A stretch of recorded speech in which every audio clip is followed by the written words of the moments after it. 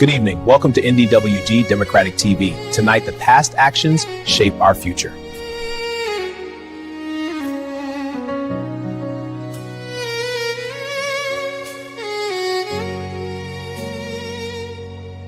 Mwariwe inzwa kuchema nikayedu yavapanguva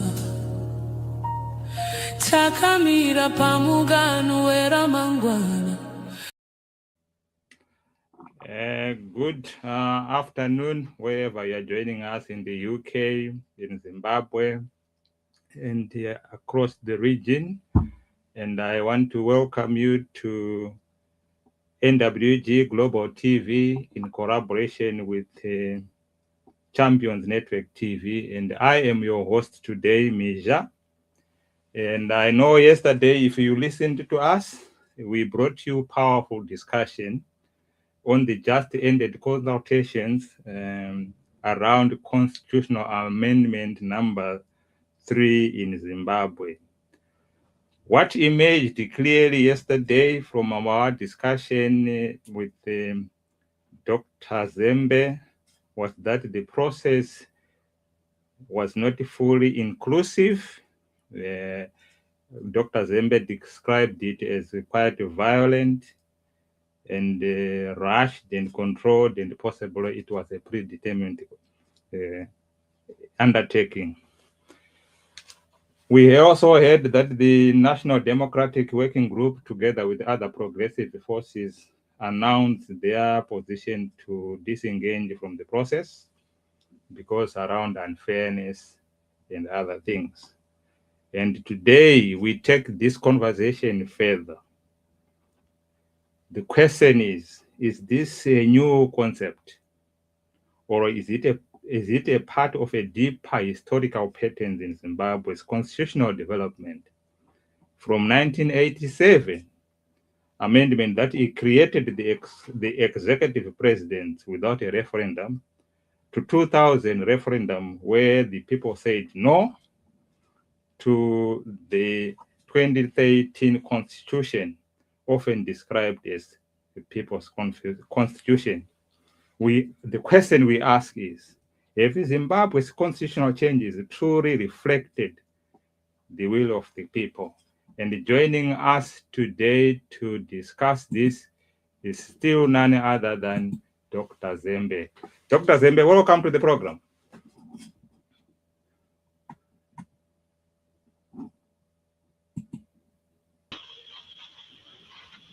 Yes, thank you very much, Chairman Michel. I was waiting for you to unmute the mic from that side.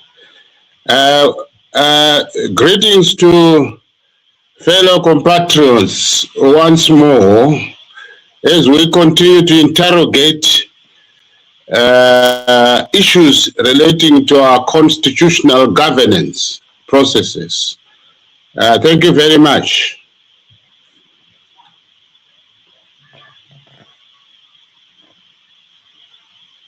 Can I continue? Let me just say one more thing before you come in. For those watching us,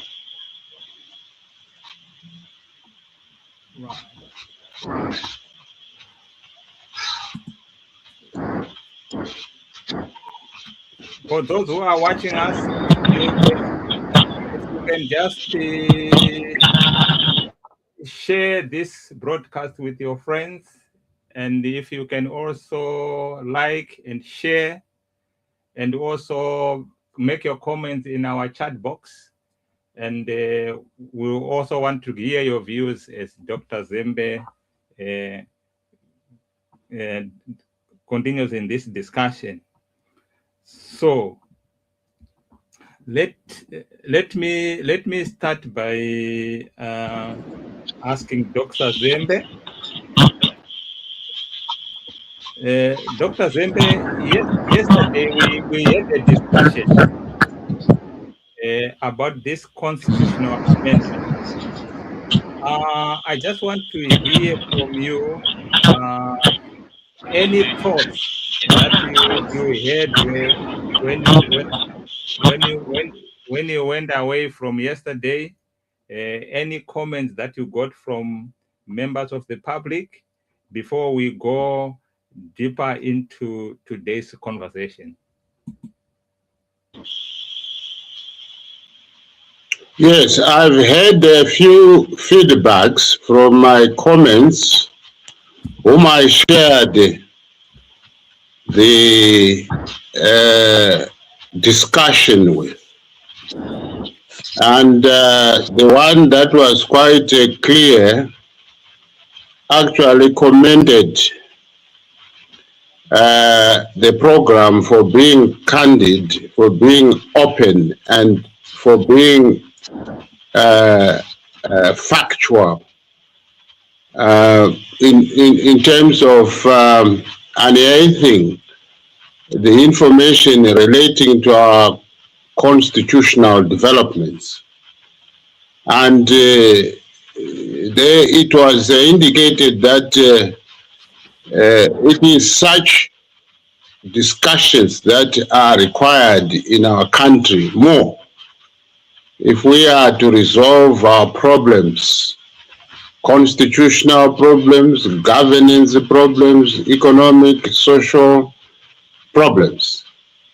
And from the respondents, to be quite specific, 3 of them, they agreed without knowing each other that we should have more of the robust discussions so that Zimbabwe can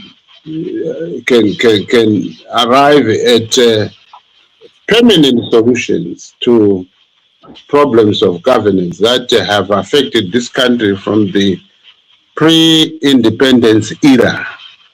So that's the feedback I got so far. But of course, more and more are still digesting the combination of both time and resources to listen to our recordings and to our debates. Back to you, Chair. Thank you very much. Mine was just a one from a young man. I think he watched us. Then he said, "Oh, who is Dr. Zembe?" And then I said, "Oh, Dr. Zembe is well-known politician in Zimbabwe. Give you a resume." Then he said, "Oh, I was listening to your conversation. It was quite informative." So we are even speaking to the young mind, which is something that I appreciate.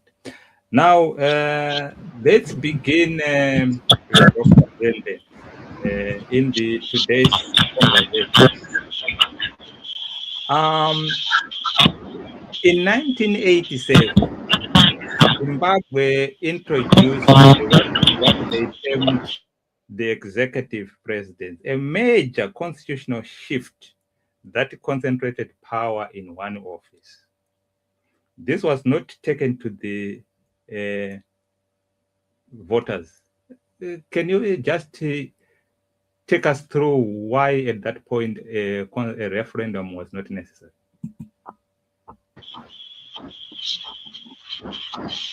Thank you.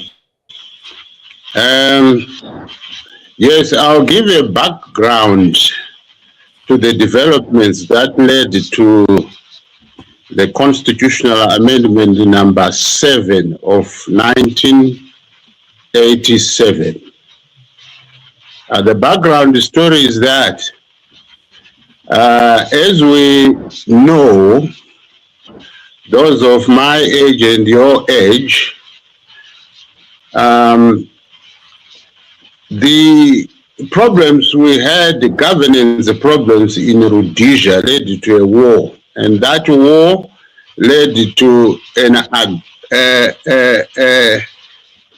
a conference that was organized by the conservative government of Margaret Thatcher then in Britain, the Lancaster House talks. Those of the younger generation, obviously, with a political interest, may have studied the history. So the Lancaster House talks of 1979 were organized by the British government. And that Lancaster House conference was urgently organized in order to stop the war of liberation, which had been intensified here in Zimbabwe. And at that Lancaster House conference, political leaders from Zimbabwe were invited. Those who led ZANU and ZANLA armed forces at the time was Robert Gabriel Mugabe, and those who led ZAPU and ZIPRA armed forces at the time was Joshua Nkomo, were invited together with the political leaders that had formed the internal settlement in 1979, consisting of Abel Muzorewa, Ian Douglas Smith, Chief Jeremiah Chirau, and the Chief Kaisa Ndiweni. Those leaders had entered into an internal settlement in 1978 and produced a Zimbabwe Rhodesia government where Muzorewa became prime minister for 6 months. And this was this had taken place before the Lancaster House talks were organized.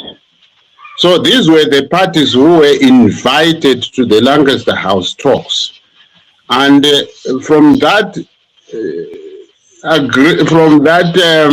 conference, an agreement was hammered out.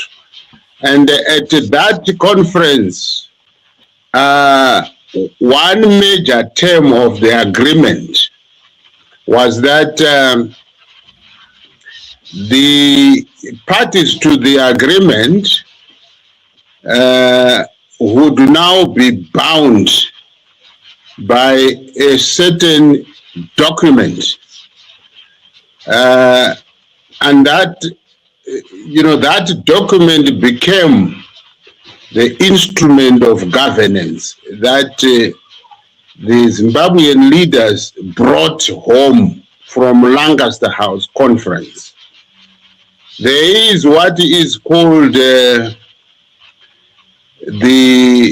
Lancaster House Constitution of Zimbabwe, which was enacted by the British Parliament as a statutory instrument 1600 of 1979.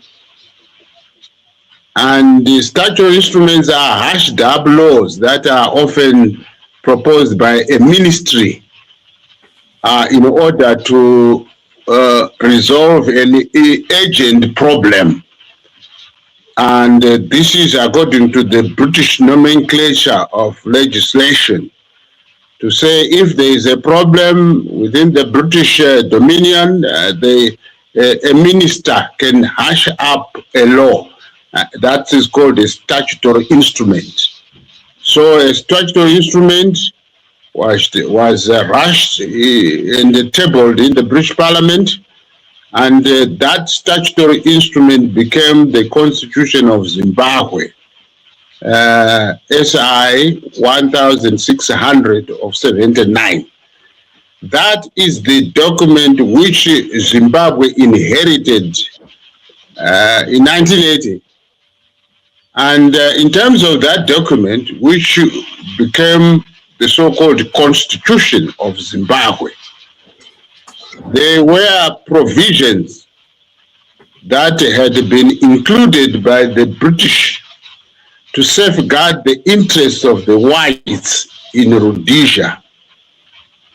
Notably, the whites were preserved to have 20 seats in a 100-seat parliament, So the whites would have a separate role from the general role of the blacks, in that the 20 seats would be elected by the whites' role.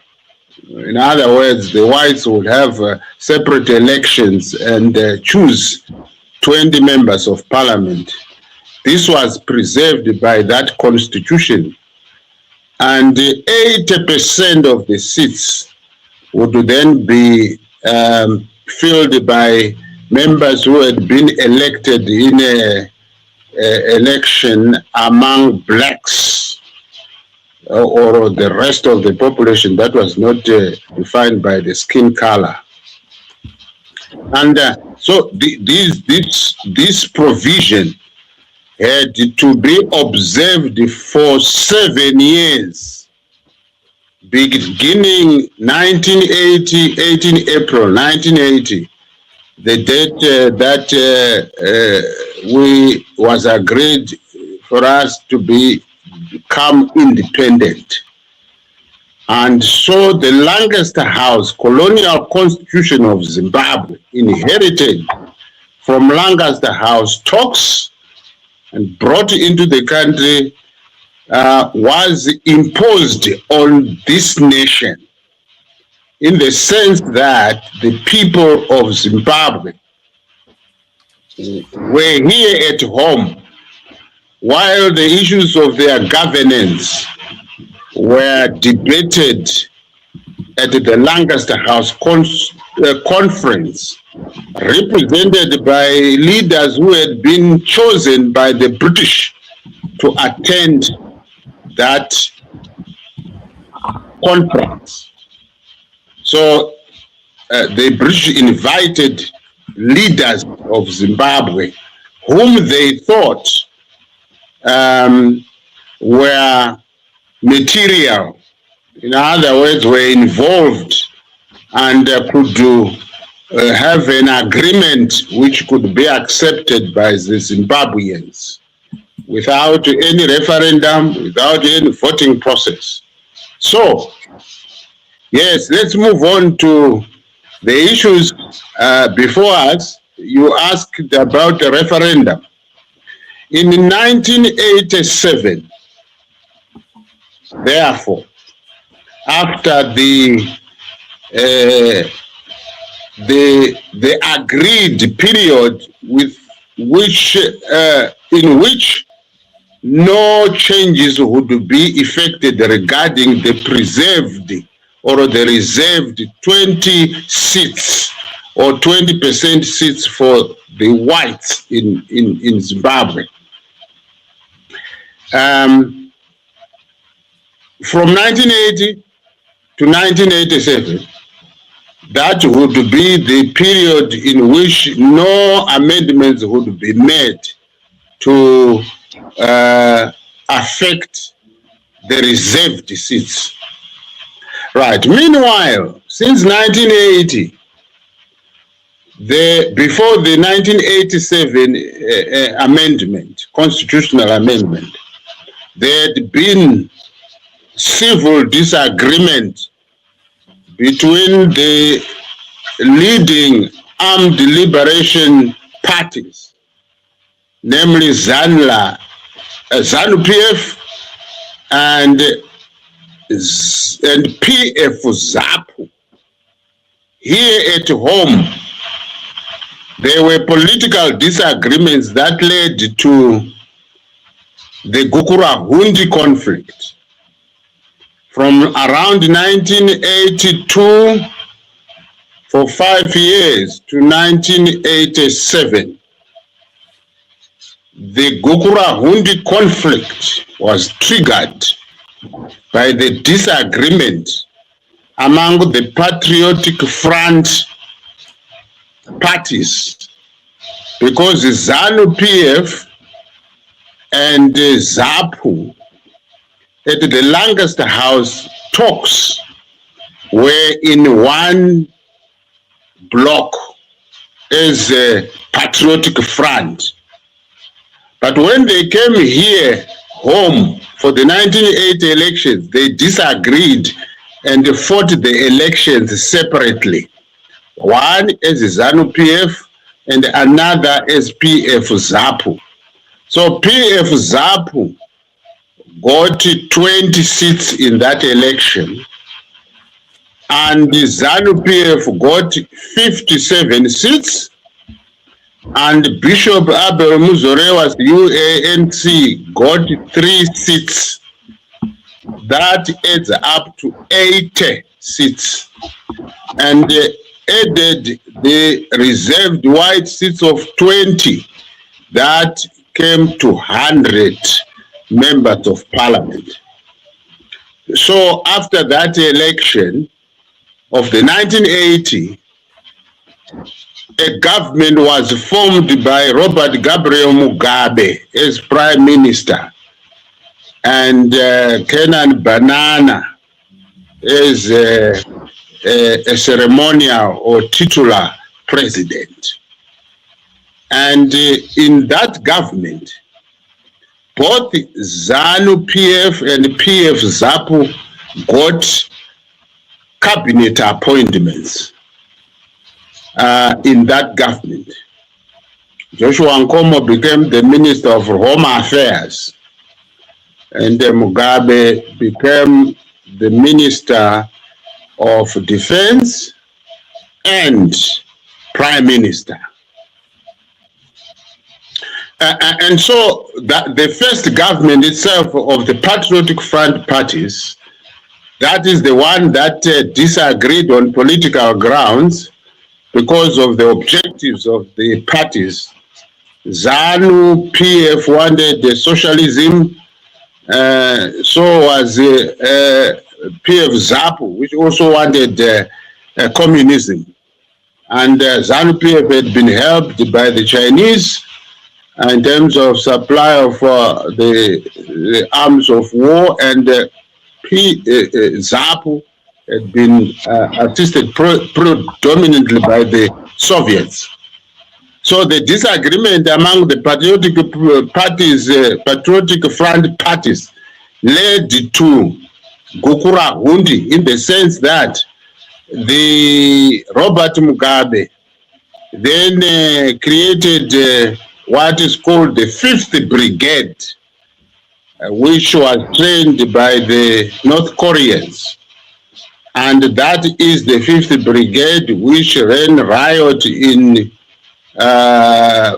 Matabeleland, fighting members of ZAPU political party and ZIPRA armed liberation struggle. So that political disagreement led to murders and the genocide in the southern region, that is in Matabeleland and part of the Midlands. Now, this conflict happened within the 7-year period that the Lancaster House Agreement had to last before it could be changed. So, ZANU-PF and the PF-ZAPU then began to dialogue, to engage, to end the conflict that triggered the Gukura Hundi. And so in 1987, on 22 December 1987, ZANU-PF and the PF-ZAPU agreed to merge the political parties into one political party. In other words, to combine the political parties into one. That is when the new ZANU-PF, which nominally exists today, was formed. That it was formed by the old ZANU-PF and the old PF-ZAPU merged and kept this name ZANU-PF as the name of the new merged political organization. So that is the organization which is there today. Listeners who could be reminded that the current holiday on 22 December is called Unity Day. That is the holiday which was caused by the agreement between ZANU PF and PF ZAPU on 22 December 1987. Now, after that agreement, then that's when the provision of Lancaster House not to tamper with the constitutional arrangement of the 20 reserved white seats had expired in 1987. That's when amendment number 7 of 1987 was hammered out. It was hammered out by abolishing the post of Prime Minister, which was occupied by Robert Mugabe then, and the post of Ceremonial President, which was occupied by Banana then. Those two were abolished and a new position was created. A new position combined the powers or duties of the executive prime minister with those powers and duties of a ceremonial president, Banana, and then the new position of executive president came into existence. This was 1987, following the Unity Accord between these two political parties. And the reason why an executive president who was given the powers as follows: that executive authority vested in the president, and this was really executive authority perhaps of a government. I'll state why I'm saying perhaps of a government.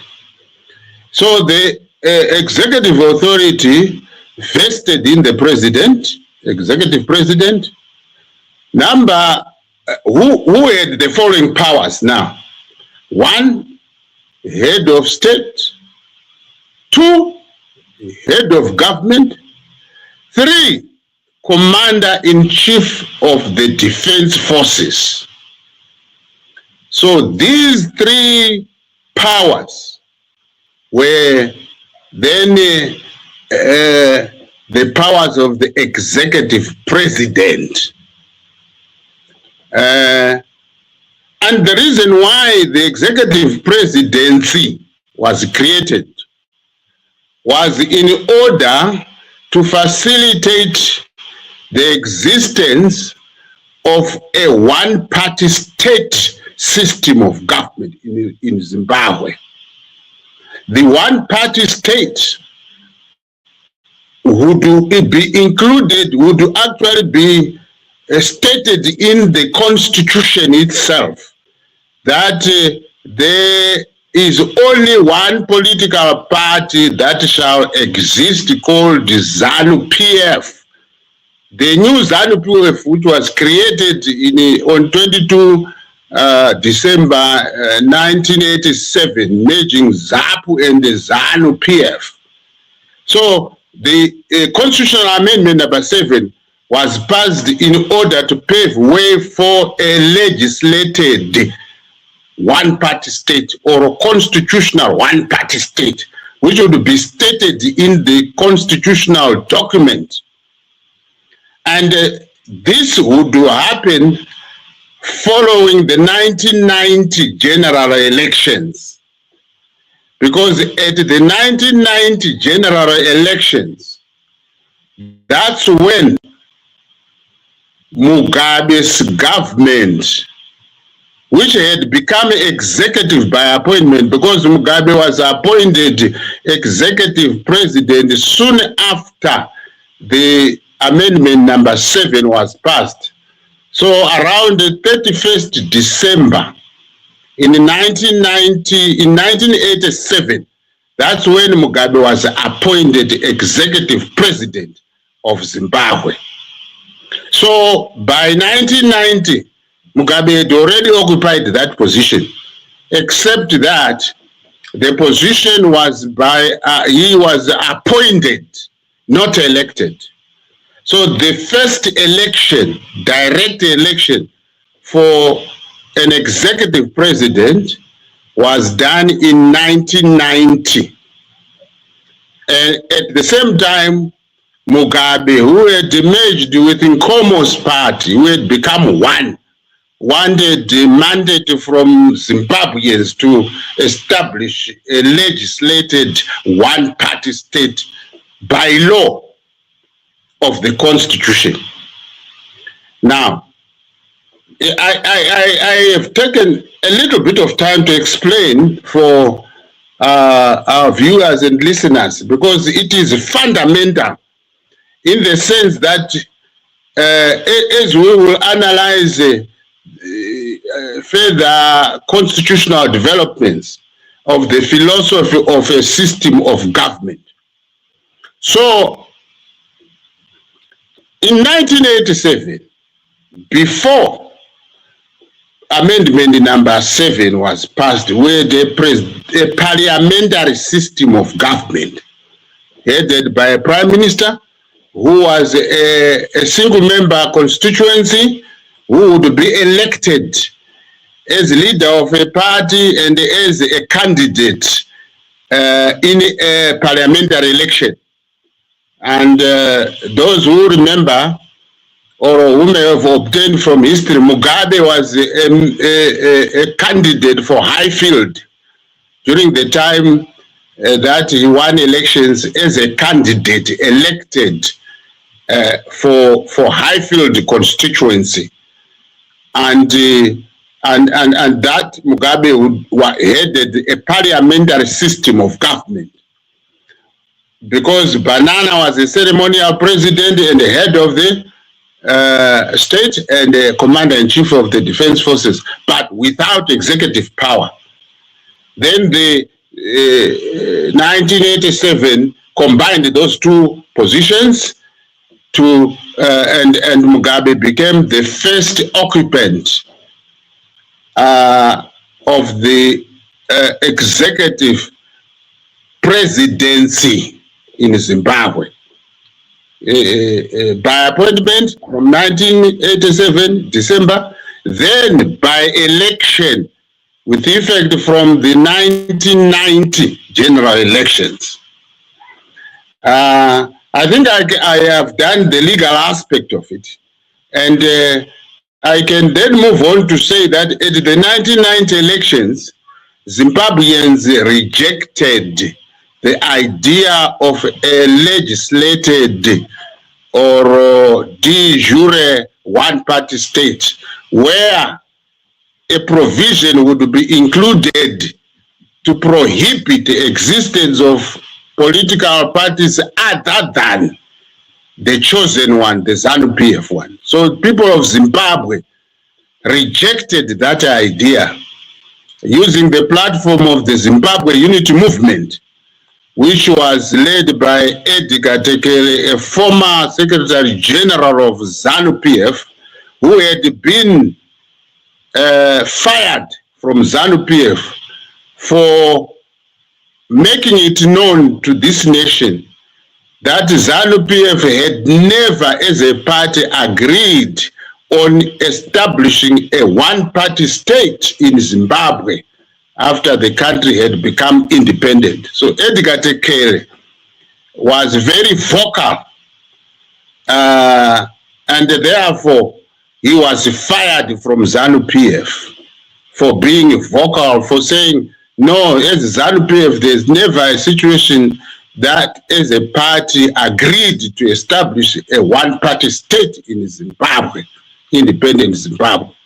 So then Tekere became the leader of the Zimbabwe Unity Movement, which was established in 1989, just close to 1990. And the people of Zimbabwe at the 1990 elections rejected the idea of the one-party state, legislated. But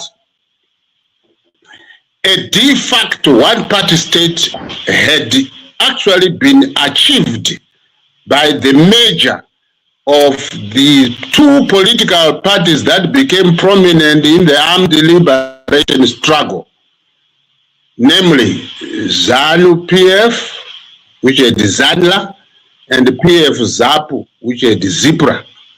So the merger of those two political parties created a de facto, which means by fact, there was no any other political party immaterial to resist, because the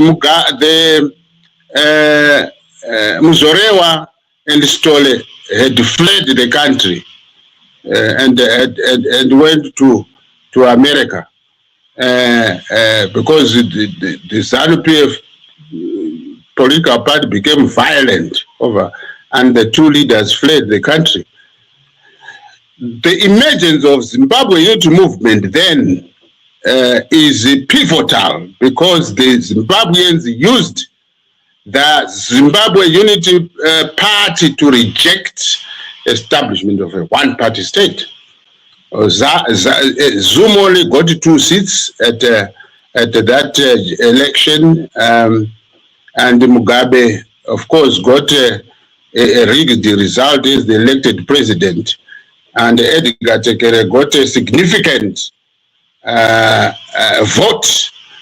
So the Zimbabweans demonstrated that they didn't want that. So ever since 1990 elections,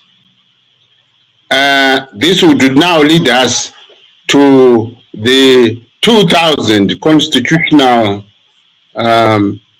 referendum. But in between 1980 and 2000, that's when Zimbabweans began to clamor for a homegrown constitution, because the Lancaster House constitution had been amended beyond 1987 by more amendments that gave enormous power to the executive. For example, the amendment number 9, following 1987 amendment number 7, abolished the two houses system of parliament, the Senate and the Assembly. The Senate was abolished, so that we had a unicameral legislature, which only had one house instead of two houses. And that unicameral legislature was made up of 150 seats, moving away from the 100 seats to 150 seats. As a unicameral legislature, just one house. And that was to concentrate power on the executive branch of government. And therefore strengthening the de facto by fact one-party state. It's a de facto in the sense that there's no provision in the constitution which barred the creation of other political parties. But in reality, in terms of structure of governance, the subsidiary laws and the constitution itself, as amended by amendment number 7 of 1987, it created really a one-party state system of government by fact, not by law. And that characteristic remained right up to 2000, when the Zimbabweans had clamored for a democratic, homegrown constitution, the people-driven constitution. Members will remember, or may have gotten from history, that in 1997, an organization called the National Constitutional Assembly representing the civic movement organizations was created and clamored for a people-driven constitution, and that led us to the disagreement with the ZANU-PF Robert Mugabe-headed government, claiming that it was the one which had the right to lead a constitutional reformation, because it was already in government thanks to the longest house colonial constitution. So Mugabe government argued that it was the one that could lead the writing of a new constitution so that it could plug it into the governance system, not the National Constitutional Assembly civic movement. But then the National Constitutional Assembly civic movement refused, and they continued to be people-based, and that disagreement led to what is popularly known as the Chirgao Constitution under the Constitutional Commission of 2000, and the referendum of 2000 was held. Now, let me for now conclude the first part of your question to say, where is the referendum here? From 1980, the changes we saw in 1987, the changes we saw even subsequently were constitutional amendments, but no referendum featured. Now, theoretically or in principle, it is important for us to interrogate what a referendum is in terms of political ideology. Now, a referendum could be viewed as an opinion-seeking exercise by a government. Opinion-seeking exercise by a government. In other words, a government can organize a referendum in order to seek opinions of the citizens on any issue relating to governance. Any issue that a sitting government will have decided to go to the people to hear their views could now trigger a referendum. So let me say, the adoption of the longest house colonial constitution of Zimbabwe in 1980 came without a referendum. Let's move on. All the amendments that were made after 1980 to 2000 came without a referendum. No referendums or a referenda were held. In 2000, Mugabe decided to hold a referendum on the Chirgao constitutional draft. That draft had come from Mugabe's hands. When I say Mugabe, I mean as a head of presidential government. And that draft included what Robert Mugabe and ZANU-PF wanted. And Mugabe put that voluntarily to a referendum. And the majority rejected it in 2000. Then we moved on to the bogus elections in between, and in 2007 there was a bloody conflict that saw the bashing of opposition leaders, which attracted now the attention of SADC and the African Union. And that's when, after the 2008 violent elections. Talks began after the intervention of the SADC and the African Union.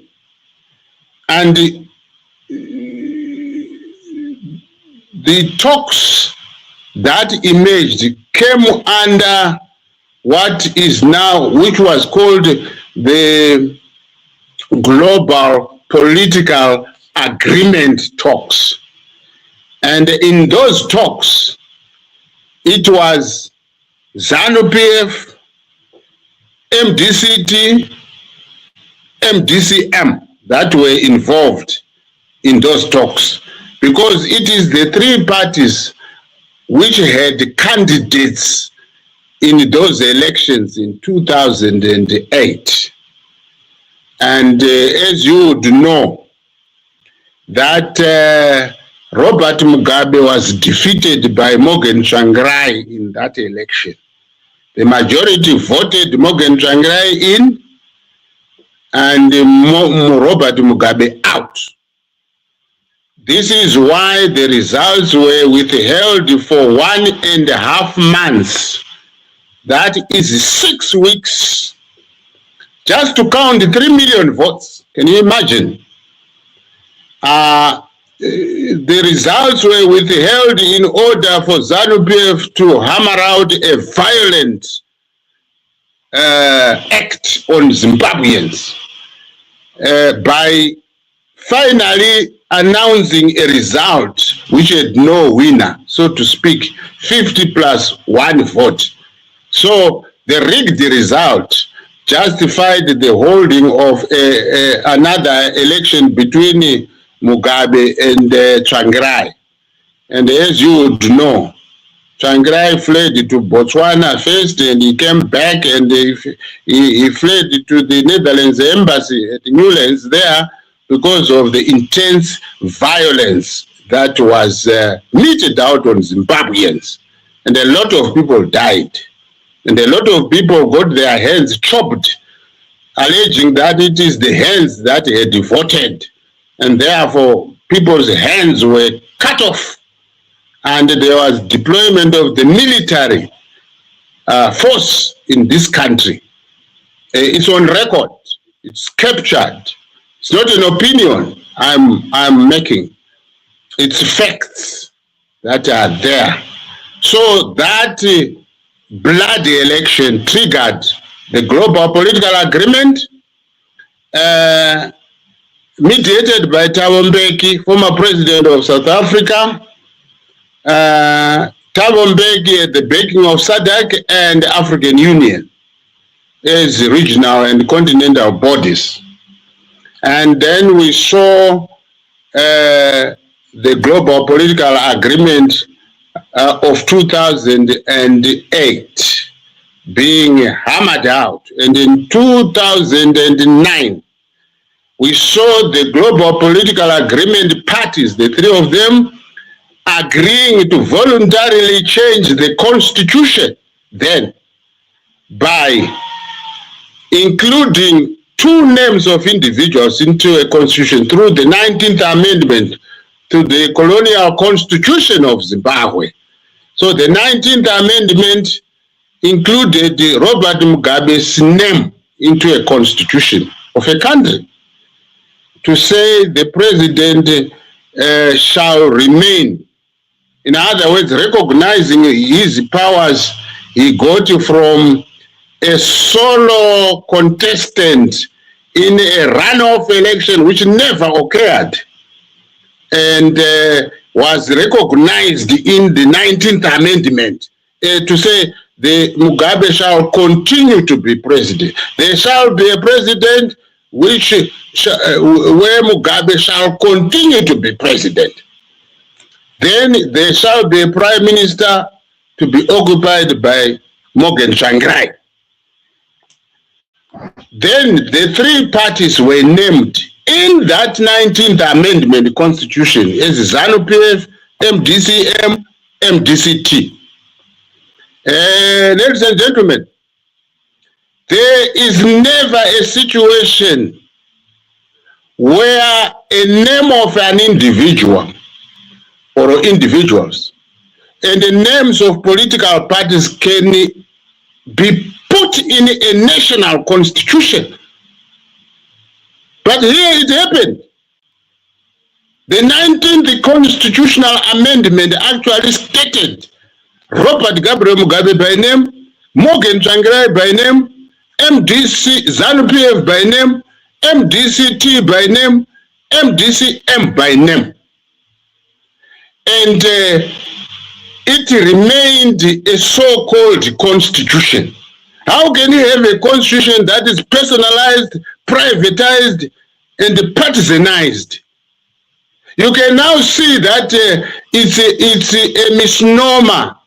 This nation had been abused with the terminology of saying it's a constitution when it became a privatized document. So the colonial constitution of Zimbabwe, the Lancaster colonial constitution of Zimbabwe, lost its public image through the 19th Amendment, which then produced the so-called government of national unity, which then presided over the creation of COPAC, which then proceeded to consult the people.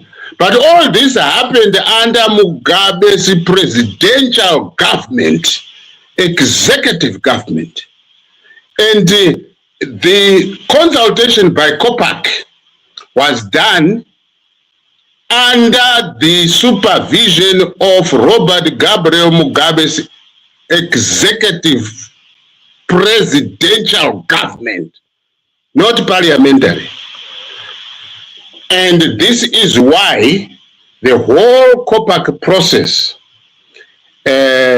was partisan and not done by the people. It was done by parliament, just in the same manner that all the amendments were done by parliament, not by the people.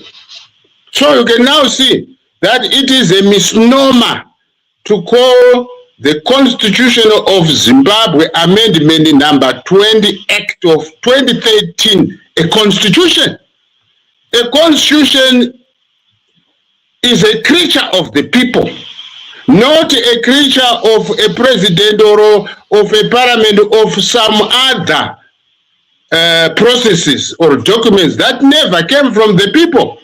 So here again, in 2013, after the COPAC constitutional draft was tabled in Parliament and was approved in Parliament, then the Robert Mugabe inclusive so-called government, Robert Mugabe, Morgan Tsvangirai, and other Mutambara, decided to hold a referendum. Simply a referendum is a legitimizing process, or simply to have the people allegedly saying yes to that constitution. But the three parties urged their members to go and vote yes, yes, yes, yes, yes, yes. They urged their members and supporters to go and say yes, yes, yes, yes, yes, yes. And then the bill was presented to Mugabe, who signed it, and it became now operative as the Constitution of Zimbabwe Amendment number 20 Act of 2013. Right. I just want to, let me bring you back. I think from all your submissions and your deliberations, it is my understanding is the 1987 constitutional amendment seemed to have laid down a precedence as to that reforms of a constitution can actually be done from a top down, not from a bottom up. Can we safely say that? Yes. A precedent was set, not only in 1987, but a precedent was set by the Lancaster House Agreement, which took place in a faraway place, deliberating on Zimbabwe's governance and dictated by the Lancaster House Constitution. People were never involved. So, yes, domestically here at home, you are correct to say a precedent was set in 1987 when such a fundamental change which created the executive president occurred without the people's involvement.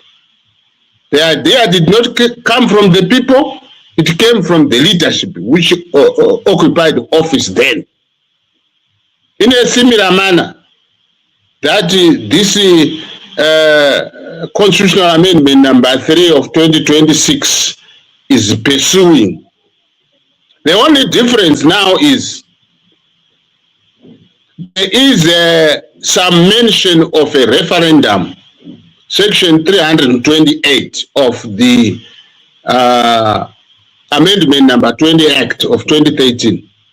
It mentions when a referendum can be held to change the constitution. And if a change is on the Bill of Rights, chapter 14, or on land, chapter 16, or on 328, a provision on the amendment of the 2013 constitution. Those are the three changes that require a referendum of approval before a bill is signed into law by a president. This now becomes the only difference from the other referendums that were held. This one is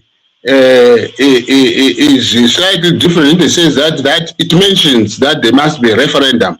But if you take a closer look, you will find that a referendum takes place after a fact.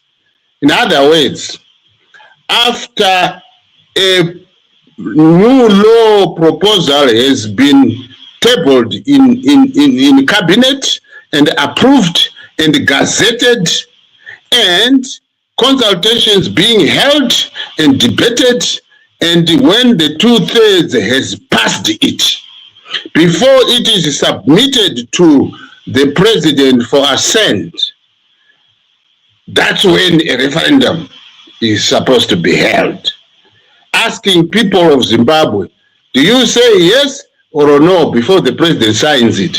And Chairman Misha, you will know that all along since 1980, ZANU-PF political party government has been rigging elections.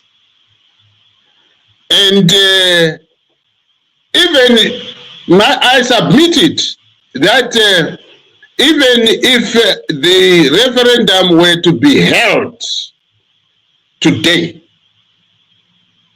who will be presiding over it is still the ZANU-PF machinery. They can again play football with it, Bora Ramadende, and do what they want, the dictatorship that we are seeing, because they can manipulate Chigumba would be having the ZEC and saying yes, yes, no. And so, in my view, I'm not surrender. I'm not saying they should not hold the referendum. They should hold the referendum according to the provisions of the 2013 document. But what I'm saying is, even should they change their idea or and hold the referendum, let us be on guard. They can still hold a bogus referendum using violence, abusing arms of state. And let me here conclude by saying a process of anything precedes the value of the outcome.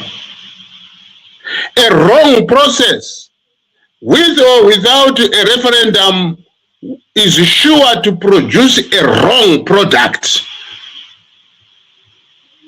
The truth is that the proposed bill number 3 of 2026 is up to a wrong start and a wrong process. Even if a referendum is to be held, it does not correct the mistakes, the flawed nature. The ideas in that bill did not come from the people, were not authored by the people. Therefore, they can never be made right. Because what should be done is to go to the people with a rudimentary suggestion, then the people will author a constitution. In terms of amending what is there. Now, let me close by saying this section, by saying that in terms of the Constitution of Zimbabwe, Amendment number 20 Act of 2013, there is no provision that can protect the people against misrule or abuse by the current government or regime. No provision for protection against bogus referendum. No provision.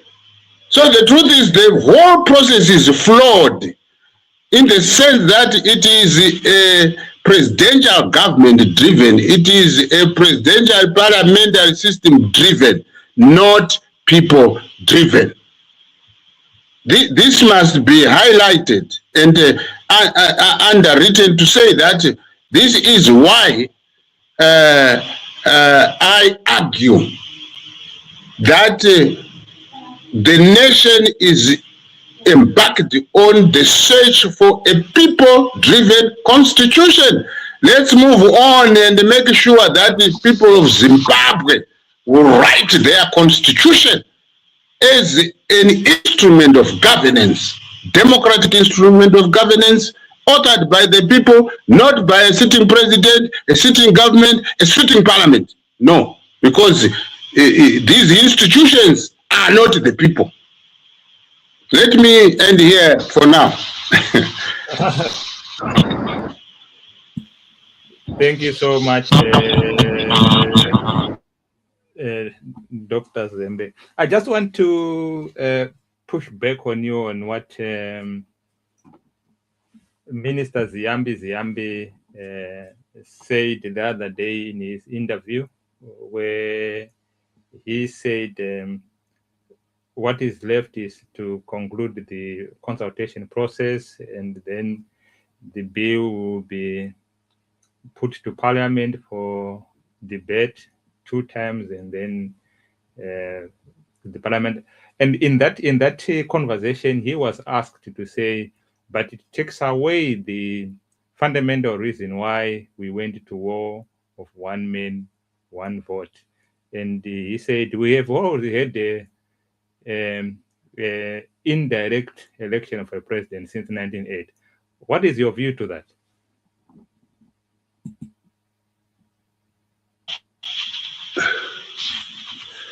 Like the empirical evidence I have submitted, the evidence of the creation of executive president demolishes Ziambe's statement to say that since 1980, the president was being indirectly elected. There was never an executive president. So already Ziambe is telling lies. That is not true. We had a parliamentary system of government, not presidential system of government. We couldn't have had an election appointing an executive president who was non-existent. So what he said is not true. Like I said previously, when you asked me that question again, the media should take what the evidence I have given and what I am saying to Ziambi for him to explain why he lied to this nation. The facts are there. It's a matter of historical record. It's not Dr. Zembe fabricating anything. No, I'm simply stating historical facts. Because what the ZANU-PF people do is that they forget historical facts and they think that they can do tricks by stating wrong statements which do not even recognize historical fact, and they think that the people have forgotten, and so what they do is they just lie, and because they are monopolists, they are abusing the media institutions of state where most people may have access to what they say.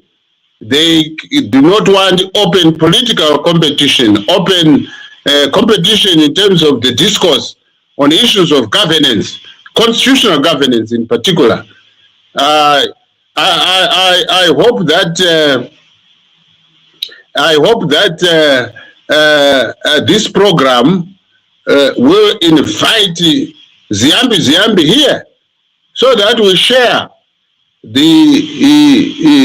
the debate, so that Zimbabweans can listen and also pursue us as political activists and leaders and constitutional actors in search of the truth and in search of a long-lasting solution to problems of governance, management and governance of the state of Zimbabwe as a Republican state, which can only be created when Zimbabweans order their own constitution and declare that we have become a republic governed by a constitution authored by the people's process, not some other privatized partisan processes we have had ever since 1980 to date. So I've dismissed Ziambi's statement, and the Zimbabweans, I'm just an agent of the people. Zimbabweans have dismissed actually Ziambi and his party's position on this matter. They should simply come to say we are dictators, we do what pleases us regardless of the interest of the people.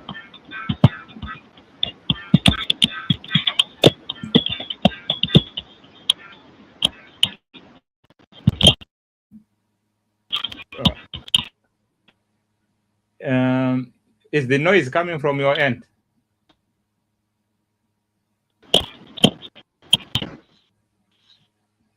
All right, okay. Yes. There was some interfering noise there.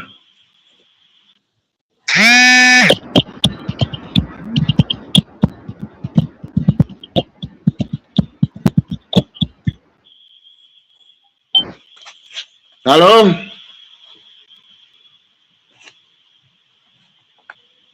There's some noise. I don't know whether it's coming from your end or from the system.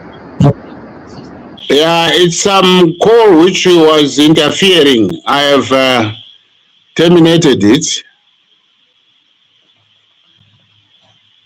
That's fine. Let's continue. All right. So what we are going to do, we are going to see some young people before we get to the next segment. I want also those who are watching us online to ask your questions. There's no question that is small or stupid.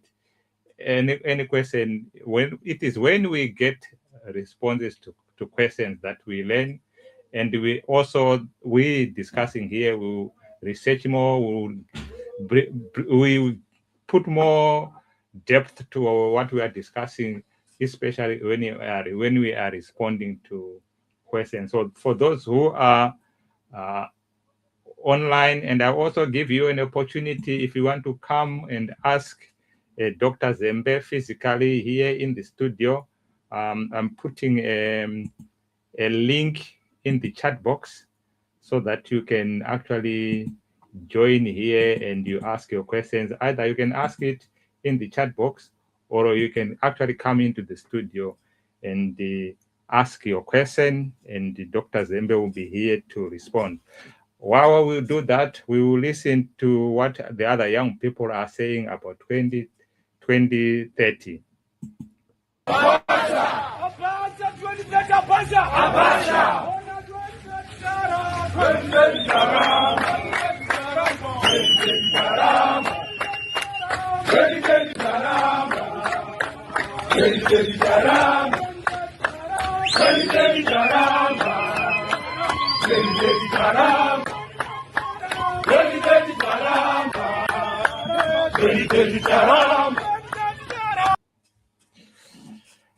Yeah, I think Dr. Zembe is just dropped for a while.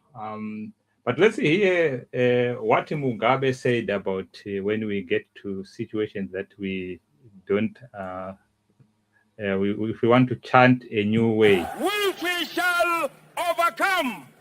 Power to the people. We are not going to make the same mistake the rest of Black Africa has made. And we are going to learn from their mistakes.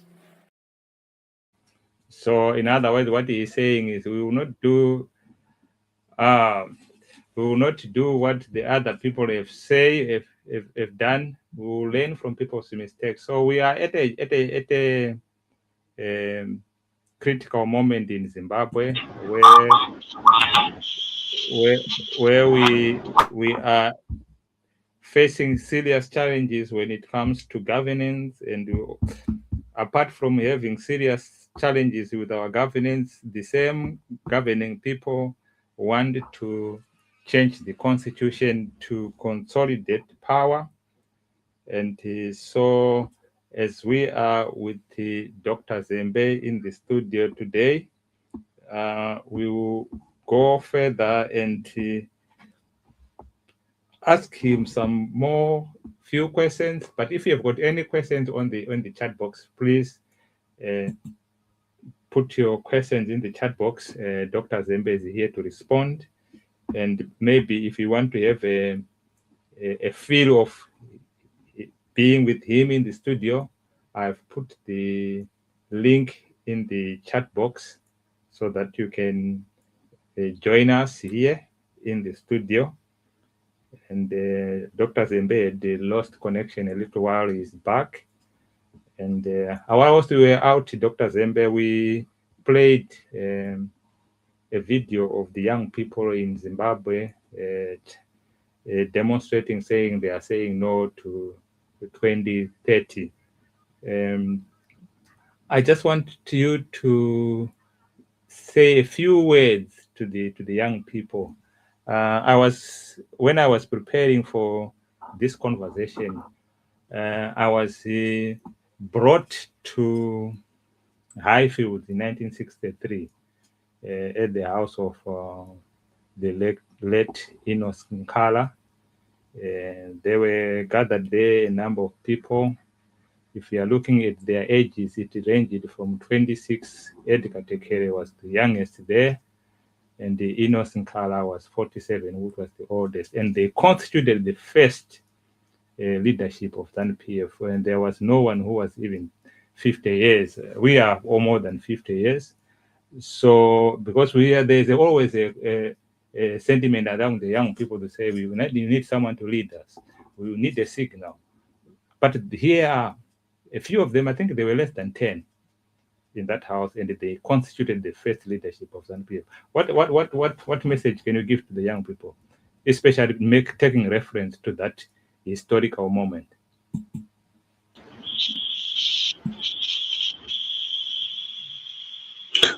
Well, the message is that,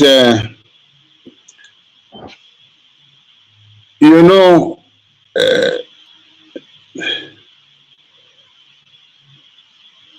life here on earth is ordered like that. To say that one generation procreates another in a continuum. That's the life, the nature of our life. Humans as biological organisms, we are born, we grow, we get old, we die. This is one generation. But each generation procreates new human beings. This is why, in terms of our own African knowledge basis, let's go to the home environment. The moment a boy grows into an adult and the boy looks for a female partner to establish a family, you know, when that family is blessed with a child, that child begins the succession process. The parents are the managers, the governors, the leaders who fend for the family. But the children, elderly children, become deputies in all responsibilities in the home environment. There is the succession system. Never is a situation where parents would not allow their growing children to assume responsibilities of governing, of managing and governing the household situation. And by the time the elders, the parents become unable to perform certain duties, they will have taught their young ones to assume the responsibilities. And the young ones assume the responsibility to fend for the family, taking care of the elderly parents. Now, this philosophy of governance and succession should actually be in all institutions, in all governance, in all organizations, be it business organizations, be it governance institutions, be it educational institutions, right across the board. So the young people of Zimbabwe should deliberately make decisions to get to know the ropes of the game, because they are the ones who will be assuming the leadership from the home environment to the neighborhood to the organizations in the country, economic organizations, including governance organizations at national level. They must prepare themselves to play that role. So it's not too much of any choice, but it's like it's a given status that you would have to play that role at some point at some stage in your lifetime. So my strong advice to the young people is that, like ourselves too, we have become elderly, but we began political activism at a tender age, around the same ages you made mention of Innocent Kala and Edgar Zwanaitekere, the ages of 26 and 27.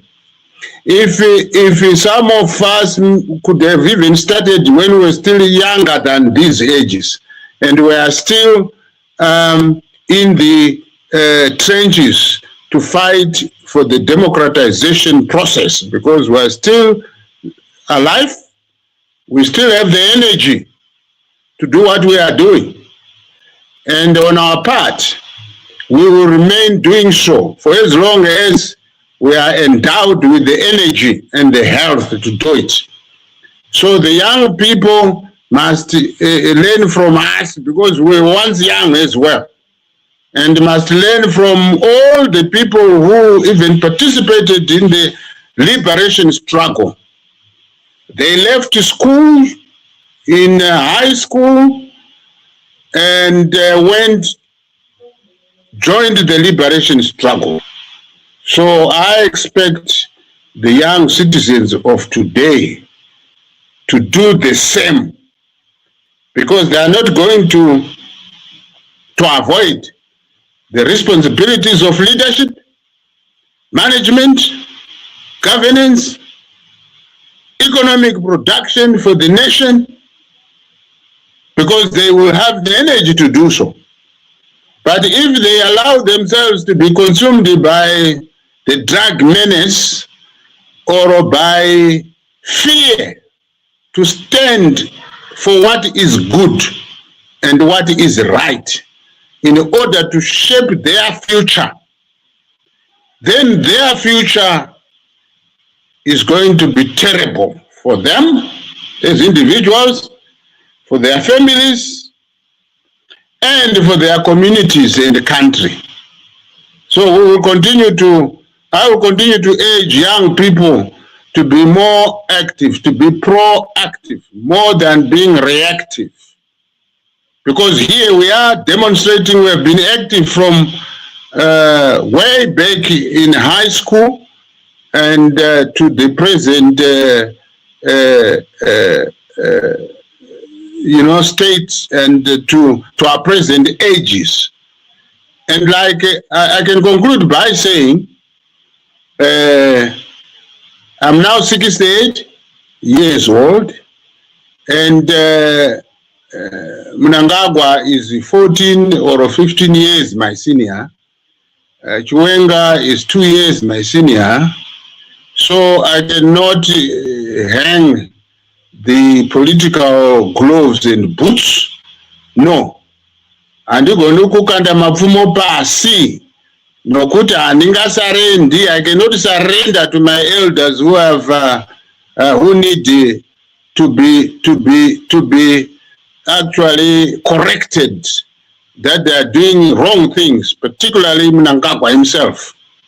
And this is why you, Vamisha, and myself are involved in the current conversation.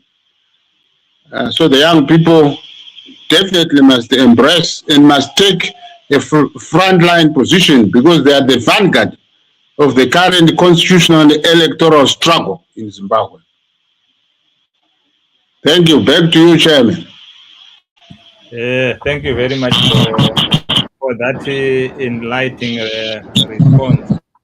Because I was really intrigued by that team, because I didn't think it was a team. Tekere brought in the energy and the vibrance from the youth, and you find the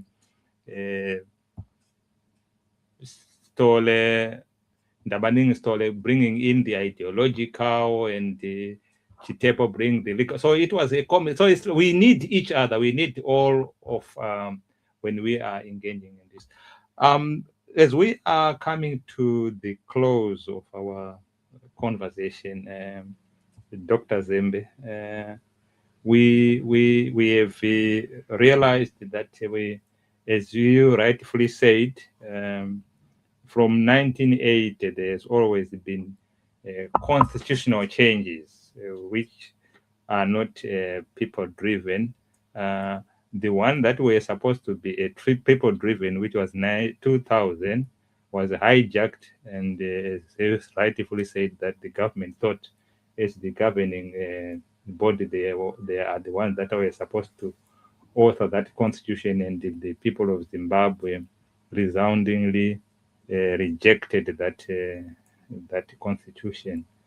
And we also have a 2013 constitutional that amendment that we are calling the constitution now, and we have said it is a fraud. So, and of course, we are also saying no to 2030. And amidst this emotions of people saying no to 2030 and having a constitution, which some are saying is our constitution, how do we then bring in the message that we need a people-driven constitution, and how, what mechanism should there be for us to realize that, and how do we force our government to really realize that we need a homegrown constitution?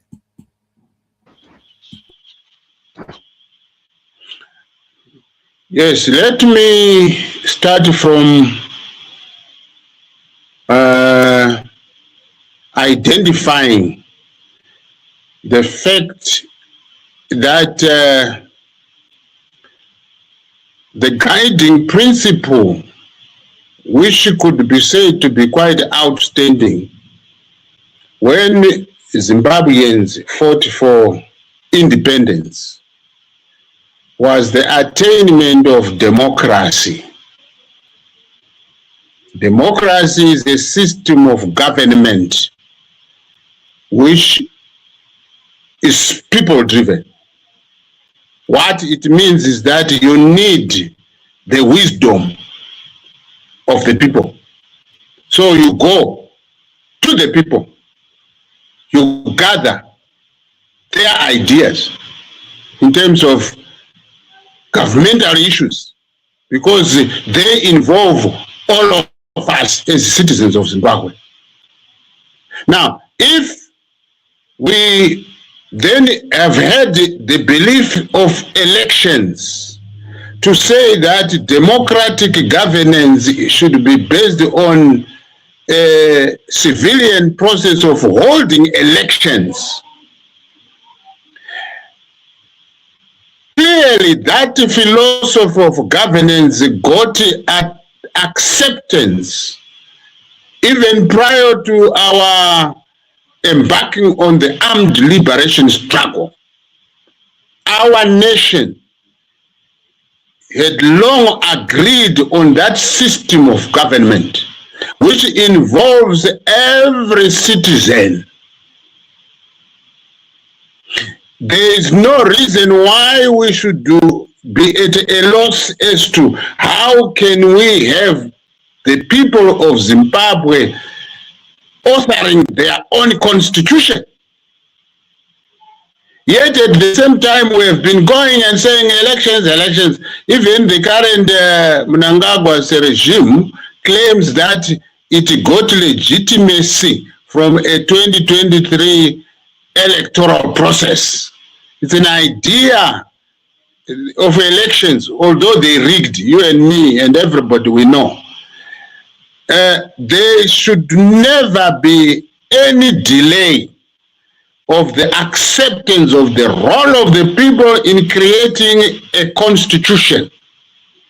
The requirement now becomes of the citizens of this country who have blueprints, researched blueprints on a constitution-making process driven by the people. These are the competing ideas we require on board. And I can take this opportunity to inform our dear viewers and listeners that from 2011 to 2016, there was a research conducted by Dr. Zembe under the educational leadership or auspices of Christ University, Bangalore or Bengaluru, India, Karnataka state, a nation of about 1.4 billion people. That university handled the whole academic research process. And Dr. Zembe's thesis title is Developing a Democratic Constitutional Framework through a people-driven constitution-making process for Zimbabwe. And the research outcomes laid out how Zimbabweans can author their people-driven constitution. The doctoral thesis did not study the contents of a people-driven constitution because it would have been unresearchable to get to the minds of all Zimbabweans in terms of governance principles of what they wanted. And I put it that the doctoral research study dealt with the process of producing or of writing or of authoring a people-driven process. And therein lies the mechanics or the people-driven constitution-making philosophy is there already for this nation to adopt and begin the process of having that constitution in place. And that constitution will have power to solve permanently all the problems of governance we have had since 1980 to date. And these are the works. The research was conducted in Zimbabwe. So the Zimbabwean people informed that research process. The issue is now to have other citizens who may have conducted a similar research study or other citizens who may want to embark on a similar research study to do it so that their research outcomes can be grouped together with Dr. Zembe's research outcomes and get the best method of writing a people-driven constitution-making process. So there you are, Ramisha. The solution is there by other citizens of this country and those who respect knowledge. And in this particular case, all the leaders in governance, in politics, in the corporate sector, in the social sector, in the home situation, must be bound by the principle of the goodness of ideas. Because ideas will lead us to problem solving, to permanent solutions that we come across during our stay here on earth. This is why in most organizations there is research and development budgets by organizations, economic organizations, by governments. When we spend money on research, that is a search for problems that may have faced the nation's life. It is for the search of the truth that should lead us to permanent solutions. So, in short, the solution is there in terms of a people-driven constitution-making process, research process, and which was underwritten and certified by the philosophy or ideology of research and the outcomes. So, Zimbabweans should know that some of their own have already embarked on such a problem-solving approach, getting ideas of the people and formatting them in a manner that is workable. Thank you very much, Chair. Back to you. Thank you very much, Dr. Zembe. It would have been nice that we continued to be discussing these issues, but as you know, time is always not on our side. I think we have been here more than 1.5 hours, and I think the bottom line, as Dr. Zembe has said, we need a homegrown constitution, and he has already alluded to say the resources there. He has been involved in the research on how can Zimbabweans actually, in particular, bring about a homegrown constitution. As we embark on this search for a Zimbabwe we want, he can be one of the resource people. So for young people, he said we needed to start engaging in these leadership positions because we are the leaders of tomorrow. We don't leave until it is too late. It's always good to rub shoulders with the elders. That's why you always find me hanging around people like Dr. Zembe. I don't spend a day without just having a chat with him. He always drops in some words of wisdom. So whilst to close, and for some who want to engage in the discussion on the just ended the constitutional making process and your argument, what do we need to do next?